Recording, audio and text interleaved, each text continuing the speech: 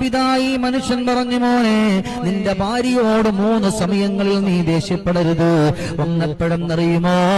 അവർക്ക് ശുദ്ധിയില്ലാതെയാകുന്ന ആ ഒരു സമയമുണ്ടല്ലോ, ആ ഒരു സമയത്ത് നീ അവളോട് ദേഷ്യപ്പെടല്ലേ. കാരണം അവരുടെ മനസ്സിനെ പോലും നിയന്ത്രിക്കാൻ പറ്റാത്തൊരു സമയമോ.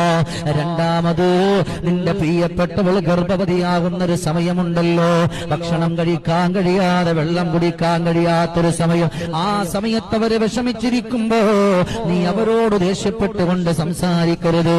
മൂന്നാമതോ, നിന്റെ പ്രസവിച്ചു കിടക്കുന്ന, നിന്റെ കുഞ്ഞിന് ജന്മം തന്ന നിന്റെ ഭാര്യ, അവളോട് വഴക്കിടല്ലേ, അവരോട് ദേഷ്യപ്പെടല്ലേ, അവളെ കളിയാക്കല്ലേ, അവളെ കുറ്റപ്പെടുത്തല്ലേ. ഈ 3 കാര്യം ഒരു ഭർത്താവിന്, ഏറ്റവും നല്ല ഭർത്താവിന് യോജിച്ചതല്ല എന്നവിടെന്ന് പറഞ്ഞു കൊടുക്കുമ്പോ ഇന്ന് സഹോദരങ്ങളെ അധികം ആളുകളും ഇന്നങ്ങനെ വഴക്കു പറയുന്ന